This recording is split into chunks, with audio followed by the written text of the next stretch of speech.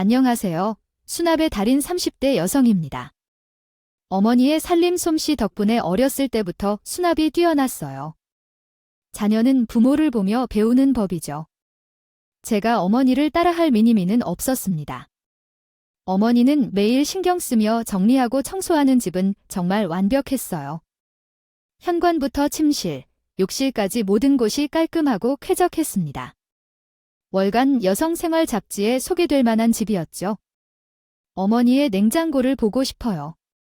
문을 열자마자 감탄이 나오는 명작이죠. 각종 식재료와 날짜를 적은 밀폐용기가 깔끔했고 야채를 넣은 정리용기도 한눈에 보였어요. 토마토, 가지, 고추 등을 꺼내 쓸 수 있게 정리되어 있었습니다.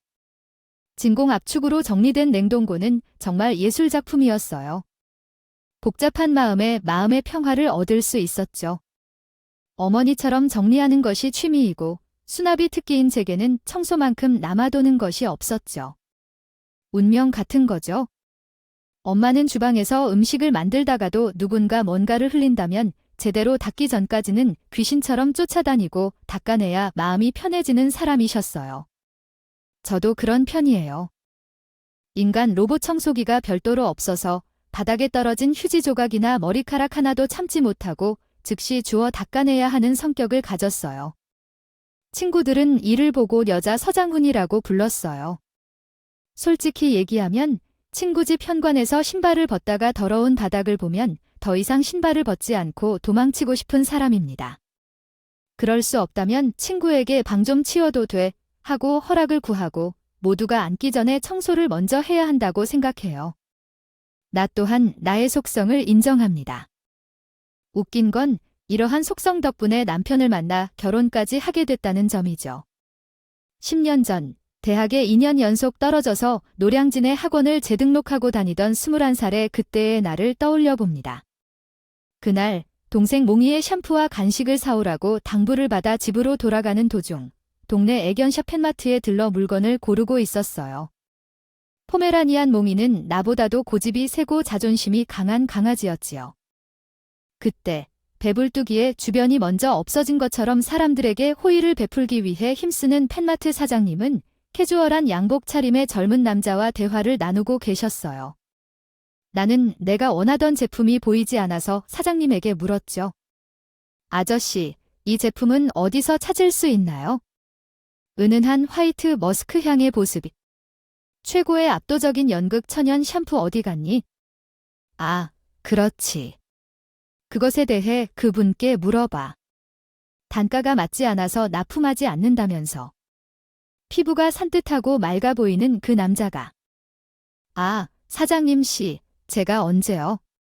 고객의 수요가 없는 것 같아서 납품을 고려 중이다. 이렇게 말씀드렸죠? 아, 그게 그거네. 우리 몽이 샴푸를 사고 싶어서 반가운 마음에 오셨군요. 천연 샴푸 회사 사장이시군요. 그 제품을 정말 좋아하시는군요. 다시 입고해주세요 하면서 애교를 부리듯 부탁을 했습니다.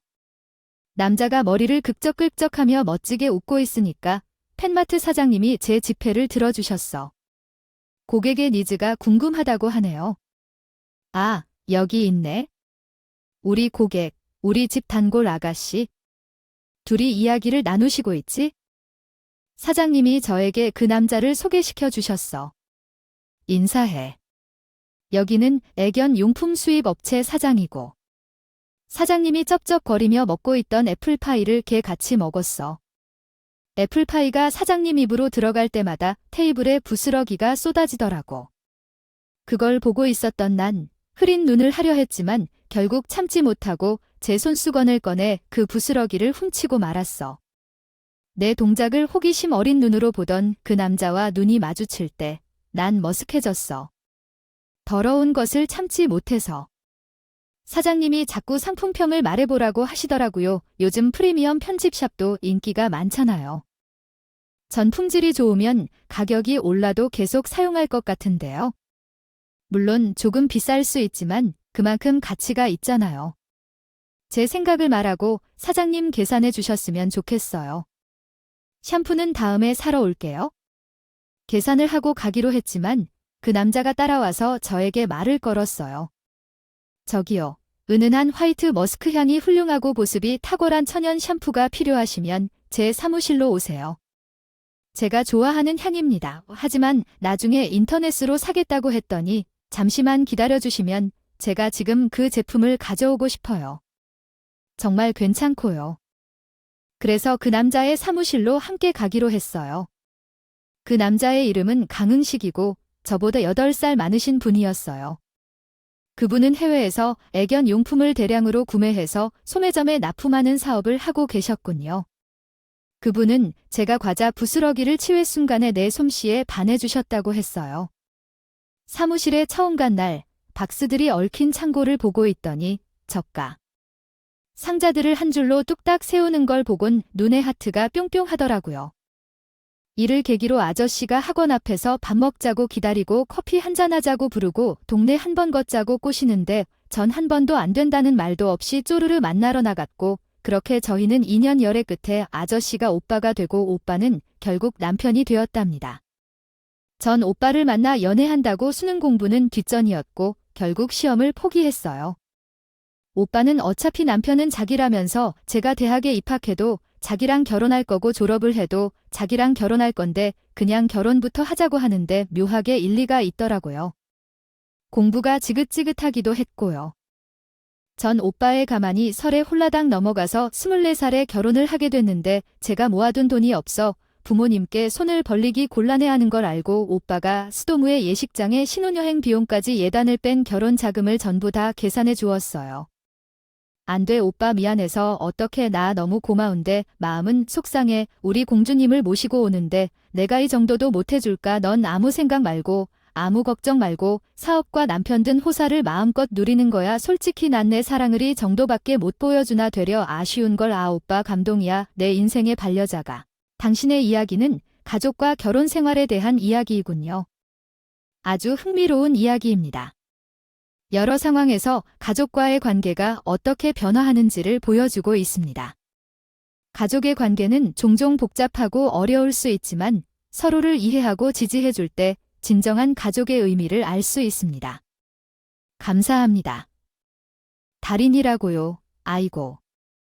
네가 뭘 안다고 그래? 진짜라니까. 아, 답답하다. 자기야, 우리 엄마한테 당신 실력 좀 보여주라고 그래? 그렇단 말이지. 아이고, 아들이 그렇게 자랑하는 살림꾼 며느리 얻었으니 이제 난 손가락 하나 까딱 안 해도 되겠네.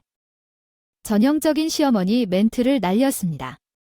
나는 두 주먹을 불끈 쥔 채 유치원에 처음 들어간 아이처럼 큰 소리로 대답했습니다.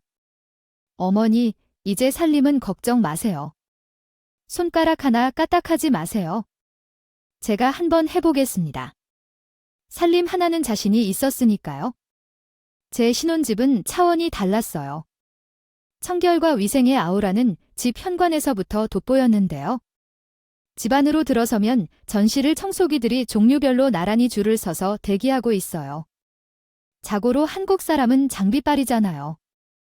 등산 갈 때, 운동할 때, 요리할 때 일단은 최고의 장비부터 장만하고 보는 대안의 딸답게 정리정돈과 수납의 달인이 되려면 이 장비빨이 엄청나게 중요합니다. 이런 밀어 닦는 거, 밀어 빠는 거, 밀어 쓰는 거지? 혼자 닦는 거지?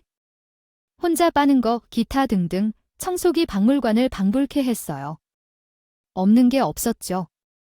심지어 소독용 에탄올까지 완벽하게 갖추고 만반의 준비를 했어요. 부엌으로 가면 진공압축으로 음식 보관과 냉장고 정리를 한 번에 할 수 있는 무선 진공포장기, 다지는 도깨비, 방망이, 다용도 칼, 샐러드 스피너 등 각종 조리도구가 갖추어진 주방에서 청소용품을 가득 담은 가방 2개를 끌고 장모님 집에 갔습니다. 도착하자마자 청소용 에이프론을 메고 손가락과 목을 푹푹 풀고 바로 청소를 시작했습니다. 먼지를 털고 닦고 정리하면서 바닥이 깨끗해질 때까지 멈추지 않았습니다. 그 후에 주방으로 이동하여 보이는 그릇도 안 보이는 그릇도 모두 꺼내어 세척하고 건조시키는 동안 냉장고도 비웠습니다. 냉장고까지 청소하며 곰팡이가 생긴 실리콘 부분도 칼로 긁어내고 정리했습니다. 집안 곳곳을 깔끔하게 만든 뒤 감격한 마음으로 시어머니의 칭찬을 기다렸습니다. 하지만 시어머니는 뜻밖의 말을 했어요. 내가 냄비와 프라이팬을 다 버리면 밥 어디서 해먹니? 바보 같은 것, 머리는 모양새 만들고 사는 거야? 이전 제거하면 안 좋은 거야. 새로운 것으로 꺼내 놓았으니 아끼지 마세요. 너가 나를 가르치는 거야? 고졸백수가 나 이거 얼떨결 없네? 기껏 대청소해주고 욕만 태바가지로 들으니 눈물이 핑 돌았습니다. 그러면서 칭찬은커녕 제가 청소하고 쓰레기를 치우면서 집안을 시끄럽게 만들었다고 정신없으니 일 끝났으면 얼른 꺼지라고 하셨어요. 전 어깨를 축 떨어뜨리고 집으로 돌아와서 남편에게 실패야 실패. 죽을 똥 살 똥 치웠는데 욕만 먹었어. 그렇게 저의 실패담을 전했고 남편은 절 따스하게 안해주면서 달래주었습니다. 급할 거 없어. 천천히 하자. 천천히. 우리 엄마도 자기 살림 솜씨에 반하는 날이 온다. 용기를 주는 남편만 보고 가자 하면서 다시 힘을 내었습니다. 시어머니의 구박은 변함이 없었지만 남편과 함께라면 깨를 볶느라 시간이 어찌 흘러가는 줄 모를 정도였다. 남편은 제 인생의 전부였고 가장 큰 의지처였어요. 그런데 2년이 흐르고 다정다감했던 남편이 조금씩 변하기 시작했습니다. 그건 남편의 사업이 기울기 시작했기 때문이었어요. 애견용품 사업이 전반적으로는 성장하는 추세였지만 경쟁 업체들의 출현으로 고객의 수요가 점점 떨어졌고 남편은 시장 동향과 고객 수혜를 파악하고 대응책을 찾아야 했습니다.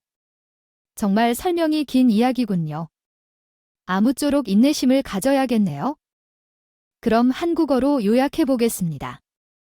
올해 탄행할 예정이었던 사업이 실패로 끝나 모든 투자를 인출했습니다.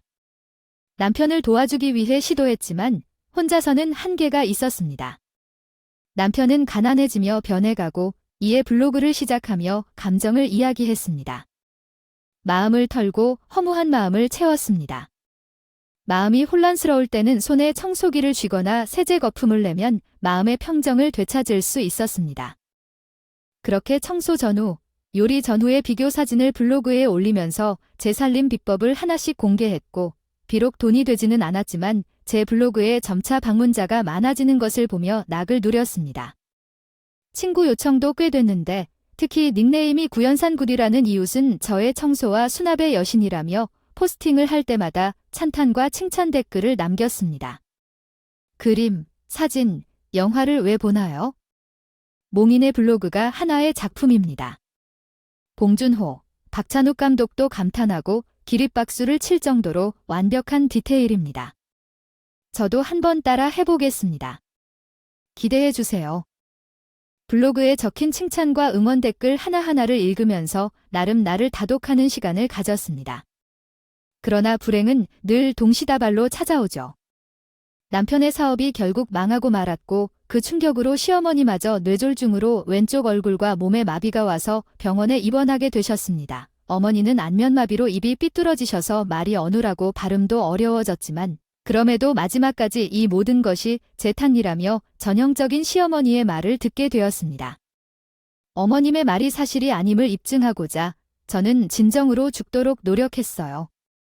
이미 절 미워하는 상황에서 얼굴이 비틀어진 어머님에게 구박을 받으며 한 입에 밥 한 숟가락, 반찬 한 젓가락, 다시 국 한 숟가락을 먹고 있었어요. 이러한 생활을 계속할 경우 제 몸에는 분명히 문제가 생길 것으로 보였습니다. 뇌졸중은 재활치료가 더디게 이루어지면 장기적인 문제로 이어질 수 있는 질병이라고 들었지만 여전히 며느리로서의 의무를 다하기 위해 노력했습니다. 한편 우리 집은 법원의 압류로 경매에 올라갔고 결국 시어머니 댁으로 들어가게 되었습니다. 남편은 이대로 쓰러지기엔 싫다며 다시 사업을 시작하고자 했습니다. 눈부신 불을 켜고 연구를 시작했고 애견 용품뿐만 아니라 다른 제품들에도 관심을 보이며 다양성을 추구했습니다. 그러나 문제는 자본이 부족했습니다. 빠르게 변화하는 온라인 시장에서 살아남기 위해서는 견고한 기반과 자본이 필요할 것입니다. 최소 1년 동안 시장을 지켜보며 기회를 찾아야 한다는데 우리는 이미 집마저 잃게 되었습니다. 적금도 보험도 다 깨서 정말 끌었을 돈이 없었어요. 남편이 저에게 돈을 좀 마련해 오라고 하더군요. 자기야, 장인어르신 퇴임까지 얼마나 남으셨지? 한 3년 정도 남았을걸. 그건 왜 아니?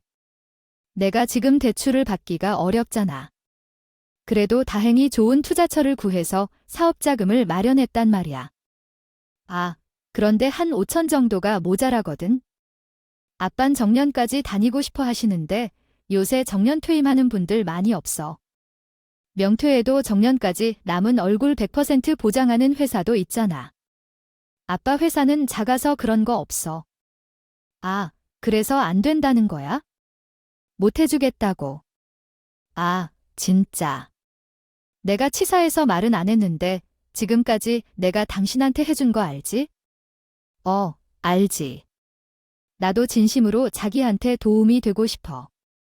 그럼 어디 가서 돈을 좀 끌어와 보고만 있지 말고. 아, 현금 서비스를 받던가, 사채를 내던가. 알았어. 내가 구해볼게. 난감하대요. 돈을 벌어본 적이 없는데 어디서 돈을 구해온단 말인가요? 친정엄마한테 전화를 했는데 차마 입이 떨어지지 않았어요. 대학 안 가고 사업하는 부전한 편 만나서 깨볶음을 산다고 동네방네 자랑하고 다니는 것이 저희 엄마 낙이에요. 환절기만 되면 우울증이 심해져서 병원비도 만만치 않은데 제가 어떻게 돈을 빌려달라고 말했어요. 그래서 나는 문제를 해결하기로 했다. 우선 취직을 하자. 그리고 카드를 만들어서 대출을 받자고 생각했다. 나는 망설일 시간이 없었어. 내가 잘하고 즐기는 일이 있으니까. 곧바로 가정부 전문업체 사이트로 가서 신청서를 작성하고 메일로 제출했다. 며칠 뒤 문자를 받았고 업체 사장님과 면접을 보게 되었다.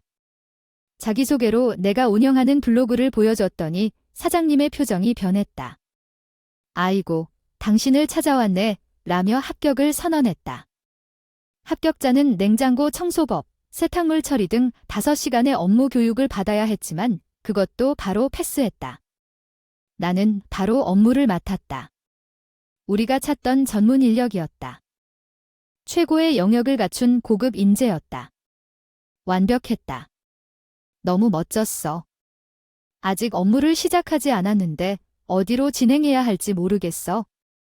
에헤이, 맛을 보아야 할 것 같아요. 이 라벨지에 달린 양념통의 정교함과 예술의 경지를 볼 수 있었다. 영광이었어요. 당신을 칭찬해요. 언제부터 일을 시작해야 할까요? 당장이겠죠? 지금 기다리는 분이 계셔. 네, 당장 출근하라. 처음 담당할 집은 최근에 신속한 처리가 필요한 노트. This translation may not be completely accurate as it is generated by a language model. 속도로 증가하고 있는 일인 가구이신데요. 아마도 강문주님이 원하시는 시간과 일정에 맞춰 자유롭게 근무하실 수 있을 것 같아요. 제 마음대로라면 하루 24시간도 근무 가능할 것 같아요. 와, 정말 대단하시네요. 요일별 스케줄을 엄격히 지켜드릴 테니 믿어주세요. 가사도미의 시급은 그리 높지 않지만 상위 10%의 청소 매니저가 되면 월 평균 300만 원의 수입을 올릴 수 있다고 하더라고요. 언젠간 그런 날이 오겠죠? 제 주 일정은 매주 월요일부터 금요일까지 오전 8시부터 저녁 8시까지 파트타임으로 2집을 관리하게 되었어요. 한 집은 50평 크기에 쌓인 가족이 사는 집이었고 다른 한 집은 아까 말한 1인 가구의 30평 아파트였어요. 전체 청소 도구로 가득 찬 캐리어 2개를 끌고 집에 방문했습니다. 중고등학생 자녀를 둔 부인은 이번 생에는 많이 바뀐 것 같아요. 정리정돈도 안 되어 있어서 포기한 듯이 양손을 들어 보였어요. 전 마치 신이 내린 무당처럼 세제를 들고 날뛰고 800m 금냉고를 끄집어내어 10년 전에 잃어버린 딸의 성적표를 찾아내는 기적을 이루고 작은 방 책장 뒤에서 집주인이 잃어버린 비상금을 발견하는 기적을 이루고 안방 침대 밑에서 잊고 살던 백금 귀걸이를 찾아내는 기적을 이루다가 사모님이 양손을 들어 기도하는 자세로 깍지를 할렐루야, 주님께서 너무나 은혜로운 문을 여시리라 하셨어요. 당신에게 은혜가 있기를 기도하며 찬양했습니다. 신이여, 감사합니다.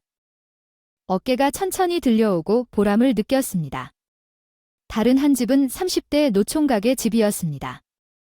거실에는 책장이 있고 텔레비전은 안방에 모셔져 있었습니다. 장식장 위에 놓인 상패를 빠르게 살펴보고 방송국 PD 같아 보였습니다. 이달의 좋은 프로그램상, 이달의 PD상, 한국방송대상, 시사 다큐멘터리 부문 작품상 등 상패가 진열돼 있었죠. 먼지가 쌓여 있어 상패인지 알아보기 어려웠지만 극세사 먼지털이와 닦아주며 청소해 주었습니다. 부엌, 욕실, 베란다까지 청소를 마치고 집주인을 부르며 청소 전후의 사진을 보여주고 업무 상황을 보고했습니다. 이때 기름때와 곰팡이가 많은 곳에서 잘 유지하고 계십니까? 물어보기도 했지만 참았습니다. 집주인은 우리 집이 이렇게 눈반잡이었나? 당신이 빛을 주셨어요. 라며 호의를 베풀었습니다. 앞으로 더 빛을 발하겠다고 말했습니다. 지금 집에서 선글라스를 쓰고 있어요. 그 사람 너무 과장되게 말해서 웃게 해주셔서 고마웠어요. 저가 다녀오면 항상 감탄과 감동의 마음을 담아서 찬양글을 써주시더라고요. 근데 그 문체가 어디서 많이 보던 건데요? 아, 맞다. 제 블로그에도 이런 분이 계시는데 문체가 엄청 비슷해요. 얌녀님, 블로그 운영하시나요? 네, 그냥 취미로 하고 있는데요. 블로그 이름이 뭔데요? 아직 옷도 많이 없어서 부끄러워요. 혹시 동의의 살림일기인가요? 예, 맞아요. 구연산 굿이에요. 우와, 어떻게 이런 인연이 생겼죠? 엄마, 반가워요. 몽인의 살림일기 팬이에요. 찐팬이랍니다. 알다시피 블로그에 글을 올리면서 신이 경지에 오르겠다고 느끼고 있어요. 좋은 글이니까 전 국민이 봐야 하는데 또 나만 알고 싶은 마음이 들어요. 나의 파라다이스라면서요. 매일 칭찬글을 남겨주셔서 감사하지만 너무 믿어주시니까 좀 거부감을 느끼고 있었는데 이렇게 직접 마주하게 되어서 놀랐어요. 매번 댓글로 제가 할 수 있는 것도 따라 해봐야겠다고 하셨는데 집 상태를 보아하니 전혀 농담이었네요. 제가 너무 바빠서 청소할 시간이 없거든요. 마음은 정말 청결하고 싶지만 시간이 맞지 않아요. 변명이 아니에요. 제 꿈의 집이 몽인의 같아요. 블로그를 보면서 눈 호강하는 기분, 보기만 해도 기분이 좋아져요. 정말 신기하신 분이세요? 블로그 주인이신 줄 알았더니 공중파 시사 프로그램을 담당하는 외주 PD이셨고 유튜브 계정도 운영하고 계셨어요. 전 세계사를 담은 유튜브를 하면 분명 도움이 될 거라고 응원해 주셨어요. 하지만 제 수준은 아니라고 말씀드렸고 그렇게 집에 돌아왔습니다. 취업하고 신용카드를 발급받아 카드론과 대출을 통해 5천만 원을 마련해서 남편에게 들고 갔죠. 야바이가 5천만 원 사업자금을 주셨다며 어머니를 기리는 건가요? 얘야, 아버지도 못했고 저도 취직했거든요. 그래, 취직해야 해. 제 적성에 딱 알맞은 것 같아요. 감사합니다. 나 정말 자신 있거든. 정말 멋진 사업 파트너를 만났어. 이제 내 앞에는 꽃길만 펼쳐질 거야. 제가 어딜 취직했는지 묻지도 않고 남편은 거금 5천만 원을 널쭉 받아 넣더군요. 남편은 5천만 원을 보태서 사업을 재기했습니다. 전 대출을 좀 더 받아서 시어머니 병원비까지 보태드렸어요. 남편 사업이 다시 일어서는 기미가 보이자 그 덕분인지 시어머니의 중풍이 급속도로 차도를 보이기 시작했어요. 마침내 남편의 사업이 다시 잘 되기 시작할 무렵 언제 뇌졸중을 앓았던 사람이었나 싶게 시어머니의 몸이 정상으로 돌아왔습니다. 인생의 고비와 시련의 시간이 지나고 다시 봄날이 온 것 같았어요. 그 봄날에 전 대출금의 값비싼 이자를 갚느라고 허리를 필 날이 없었지만요. 사람 마음이 참 간사한 게요. 돈 안 받고 집에서 청소할 땐 몰랐는데요. 돈을 받고 청소하니까 청소하는 즐거움이 사라져 버리는 거예요. 이게 일이다 싶은 거죠. 저는 청소를 하면 스트레스가 팡팡 풀렸는데 이젠 청소를 할 생각에 스트레스가 팍팍 쌓였어요. 그런데 남편의 봄날은 다른 곳에서 시작됐더군요. 남편의 사업 파트너라는 사람은 다름 아닌 이혼녀였습니다. 그것도 돈 많은 큰손 누나인 줄 몰랐어요. 전 남편을 위해 대출받은 채무의 비싼 이자를 갚느라고 바빴고 남편은 사업 핑계를 대면서 다른 여자를 만나러 다니느라 분주했습니다. 이걸 어떻게 알게 됐냐고요? 저도 알고 있죠. 저는 주말에 집에서 밀린 청소를 하고 있을 때 졸음이 쏟아져 잠이 들었습니다. 꿈속에서 방 안에서 잠이 든 줄 모르고 있던 두 모자가 정중하게 대화하고 있는 소리를 듣게 되었어요. 와, 스카프의 브로치가 정말 멋지네. 그 아이의 품격을 드러내고 있어? 이렇게 아름다운 색이라니 고마워하고 싶은 마음이 드는구나. 엄마가 이걸 좋아하리라 생각했어? 정말 좋다. 만약 내가 사업가 집안이었다면 명문대 출신의 아들을 따르고 하나는 딸이라도 괜찮겠지? 그렇지, 어머니. 넌 뭐? 총각이야. 찜찜하다. 문주가 5천만 원도 주면 고마워하고 왜 갚아주려고 해? 그리고 너 지금 만나는 여자랑 잘해봐. 쓸모없는 앤 평생 파출부하게 될 거야. 이런 얘기를 하며 갑자기 충격을 받았습니다. 오래전 남편이 사업을 시작하면서 각종을 쓰자고 했을 때는 이를 오리나 하는 줄 알았는데 그것이 사실 바람을 피우러 간 거였다는 사실에 놀랐어요. 이때 확인해야 할 증거를 찾아야 했기에 발을 제때에 미척해야만 했습니다. 그래서 남편이 이틀 동안 회사에 나가는 견학을 유발하고는 미행을 시작했습니다. 이렇게 불륜을 취재하려는 아내가 회사로 향하는 남편을 미봉하니 눈길을 잡히게 되었습니다. 구질구질했지만 어쩔 수 없었어요. 남편 사무실에서 외도를 한 큰손 언니를 같이 나오는 걸 보고 미리 대절한 택시 기사에게 울먹이며 말했어요. 아저씨, 제 차 좀 따라주세요. 택시 기사는 제 얼굴을 보더니 입술을 꽉 깨물며 말씀하셨어요. 오케이, 안전벨트를 꽉 묶어주세요. 지금부터 비행 모드로 운전합니다. 나는 또 이쪽 천문이야. 나만 믿으세요.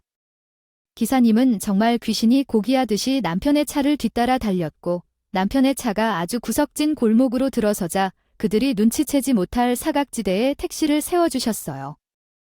나는 어떻게 사진을 찍을지 몰라서 휴대폰을 들고 이리저리 각을 맞추고 있었는데 기사님께서 익숙해하시며 셀카봉을 건네주셨어요.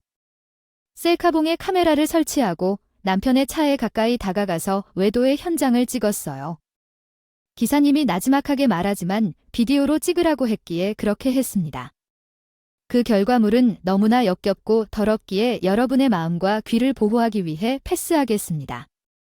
집으로 돌아오는 길에 기사님한테 말했어요. 아저씨, 죄송한데 제가 좀 울어도 될까요? 눈물이 뚝뚝 떨어졌어요. 친절한 기사님은 무심하게 휴지를 꺼내 그것을 건네주셨어요. 기쁘게 오세요. 왜 아저씨, 감사합니다. 저는 울면서 집으로 돌아왔어요. 그 길에는 가방을 싸고 집을 나갈 준비를 마쳤어요. 저는 결벽증을 가지고 있는 사람이에요. 더러운 것을 참지 못하죠. 그래서 남편의 얼굴을 볼 수가 없었어요. 그런데 그렇게 도망가는 것은 안 되겠죠.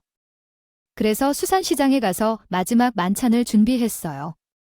시어머니도 부르고 남편과 시어머니가 좋아하는 해물탕을 준비해 집으로 와서 드시라고 초대했어요. 그래서 세 사람이 저녁 식탁에 모였죠. 해물탕의 향기가 퍼지면서 두 사람은 군침을 흘렸어요. 그때 저는 준비한 생낙지 2마리를 꺼냈어요. 그리고 남편과 시어머니에게 산낙지를 날려 두 사람의 얼굴에 달라붙었어요. 남편이 제 손목을 잡아 멈추게 했어요. 시어머니는 놀란 눈으로 미친년아 라고 말했어요. 그들이 저를 괴로워하며 비난하고 있을 때 제 볼이 상하였어요. 남편과 싸운 후 시어머니에게 모욕을 당한 이야기입니다. 잔인한 행동을 한 후 당황한 상황까지가 포함된 사연입니다. 혹시 이 내용을 한국어로 해석해 드리길 원하시면 언제든지 말씀해 주세요. 구연산동에 살고 있는 구씨가 내 눈앞에 뚜벅뚜벅 걸어왔어요. 나를 구세주처럼 구원해줬어요. 몽인의 문주씨, 이제 퇴근하세요? 여기서 뭐 하세요? 배가 고파서 라면 먹고 있어요. 한 젓가락 하실래요? 어이, 가방은 또 뭡니까? 집 나왔어요, 가출. 나는 아무런 대답 없이 고개를 숙이자 당황한 구 씨가 아무 말이나 짓거렸습니다. 오늘 우리 집에 손님이 와서 요리하려고 하는데 한우 샤브샤브를 할까 하거든요. 어서 들어가 보세요. 아니야. 그게 아니라 괜찮으시면 우리 집에 함께 냠냠쩝쩝 도와드려요. 네, 그겁니다. 이렇게 맞는 것도 인연인데. 이건 분명히 하늘의 계시 같은 걸 할까? 다야 샤브샤브의 진수를 맛보게 해드릴 테니까요. 하면서 나는 일어섰어요. 그날은 구 씨의 찐친들이 모이는 날이었어요. 초등학교 때부터 친했던 세상에 둘도 없는 친구들인데 매번 배달 음식으로 먹이는 것이 미안해서 그날은 직접 요리를 해보려고 했대요. 그런데 막상 이것저것 귀찮았는데 구 씨를 보고 쾌재를 불렀다고 하더군요. 저도 모처럼 솜씨를 발휘했고 샤브샤브의 생명이 신선한 야채들을 먹음직스럽게 채 썰어 준비하고 쭈꾸미도 손질하고 가처부시로 풍미를 더한 제대로 된 육수를 만들었어요. 내친 김에 잡채와 술안주로 그만인 골뱅이 소면 무침도 뚝딱뚝딱 만들어 보았죠. 구연산 구 씨는 모든 과정에 감탄을 하면서 문주 씨 너무 아까운데 저 이거 촬영해서 개인 소정해도 돼요. 전 구 씨가 절 촬영하든 말든 상관없이 요리에 집중했어요. 그렇게 그날 모임은 상차림은 성공적으로 차려졌고 구연산 구 씨는 감사의 마음을 담아 작은 방을 제게 무한 제공해줬습니다. 전 출장 가는 날도 많아요. 그 말은 문주 씨가 내 집처럼 편안하게 쓸 수 있다 이거죠. 이 방도 마찬가지예요. 문주 씨가 원하는 만큼 계셔도 됩니다. 아셨죠? 고맙습니다. 이 은혜를 잊지 않겠어요. 잘 자요. 그리고 미안합니다. 내가 미쳤나 봅니다. 편히 주무세요. 전 더러운 모텔로 가느니 차라리 내가 쓸고 닦는 이 방이 천국이겠다 싶어서 당분간 민폐를 끼치게 됐습니다. 절 재워주는 구 씨에게 고마워서 아침 저녁 간단하지만 정성스럽게 식사를 차려주었는데 그걸 볼 때마다 또 촬영을 해서 올리자고 구 씨는 성화를 부렸습니다. 전에 모임하는 날 요리 과정을 올린 영상에 관심이 엄청 났다면서 이건 되는 아이템이라고. 자주 사정하여 TV 프로그램 출연을 승낙하고 촬영에 임했습니다. 구 씨는 나만의 유튜브 채널을 만들어서 그날의 요리와 청소 수납 과정을 찍어 편집하고 업로드했어요. 구 씨의 편집 능력은 뛰어났고 그 덕분에 유튜브는 대성공을 거뒀고 구독자 수도 급증했습니다. 나 또한 모르게 유명해졌죠. 그러나 공중파 방송의 힘은 여전하더군요. 구 PD를 통해 아침 방송과 저녁 세미 다큐 프로그램에 소개돼 방송에 출연하게 되자 거리 사람들이 날 알아보고 유튜브 채널을 찾아와서 한순간에 유튜브 스타가 됐습니다. 다양한 광고와 협찬을 받으며 유튜브 계정은 대형 채널로 성장했어요. 이 모든 것은 구 씨 구 PD의 창의적인 편집과 기획력, 그리고 홍보 능력 덕분이었습니다. 물론 시청자들이 제 콘텐츠를 좋아해줘서도였죠.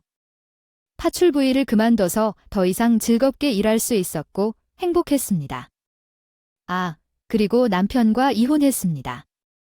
남편은 사업이 번창하여 위자료와 빌린 돈을 흔쾌히 갚겠다고 했지만 실제로 지급을 미뤄 법원 소송까지 거쳐야 했습니다. 결과적으로 위자료는 결국 받을 수 있었죠. 그러나 나는 5천만 원을 빌렸지만 갚지 않았어. 내 카드로 빌린 돈이었고 나가 사용했으니까 그게 맞았어. 남편과 헤어진 지 5년이 지났지만 여전히 그는 나에게 더러운 사람으로 여겨졌고 그의 추앙하에선 도통 살고 싶었어. 그러나 삶은 그렇게 쉽게 틀어지지 않잖아. 어느 날 SNS 계정으로 익명의 메시지가 왔어. 남편과 가족이 사업적 범한 일을 나에게 폭로했어. 방송에 출연해 유명 인터뷰어의 도움으로 이 사건을 알리라는데 나는 망설였고 마침내 전문가인 구 씨에게 연락했어. 그의 눈치는 즉시 바뀌어 국민들에게 공개해 달라 했어. PD는 곧바로 그의 전남편을 찾아가 인터뷰했고 한 달 뒤 회사는 대규모로 방송에 노출되었어. 중국에서 제조된 식품을 속이고 판매한 사실이 들어 문제가 불거졌어. 남편은 이 사실을 몰랐겠지만 이미 중국에서는 그 사실들이 알려졌어. 사료를 먹은 강아지와 고양이들이 연이어 급사하는 사건이 발생했다고 합니다. 기막힌 내용이 방송에 나가자 프리미엄계 사료 논란이 일파만파 퍼졌고 전 여동생의 남편은 식품의약품안전청과 경찰 조사를 받게 되었으며 모든 혐의를 인정하고 감옥에 갔습니다. 남편과 큰 누나는 죗값을 받기 위해 교도소로 갔습니다. 나는 큰 누나의 남편으로부터 고마운 문자를 받고 이 모든 일이 마무리된 줄 알았습니다. 그러나 뉴스 보도와 포털 사이트에 실린 내용 때문에 얼굴에 모자이크 처리가 되었지만 짜증이 났습니다. 싫어하는 얼굴 모자이크 처리를 보는 것조차 짜증이 났습니다. 더군다나 전 남편이 감옥 가서 난 뒤 예전 장모가 전화를 했습니다. 처음에는 그냥 무시했지만 나중엔 시어머니가 우두커니 앉아있던 모습이 불쌍해 보이자 마음이 아팠습니다. 시어머니의 오른쪽 얼굴이 일그러지고 몸이 저리고 있었습니다. 그리고 다시 마비가 된 것 같아 보였습니다. 그녀가 다시 걸어다니면서 내게 오기 시작했습니다. 마음에서 나지 않는 대화 속에는 전 남편이 감옥하고 충격을 받아 중풍을 다시 앓았다는 것이 담겨 있었습니다. 돈을 빌려달라는 얘기가 아닌 건이었습니다. 제가 도울 수 있는 이유는 없는 것이 문제입니다. 처음에는 행복하게 살았는데 저희 할머니는 전에는 강압적이고 억지스럽게 권한을 행사하던 분이셨는데 이번에는 어디로 사라져서 이렇게 썩은 노인으로 변해버렸을까요? 저는 이렇게 이야기했습니다. 돈이 필요해요. 그리고 왜냐고요. 인간관계는 노력한 만큼 돌아와야 하잖아요.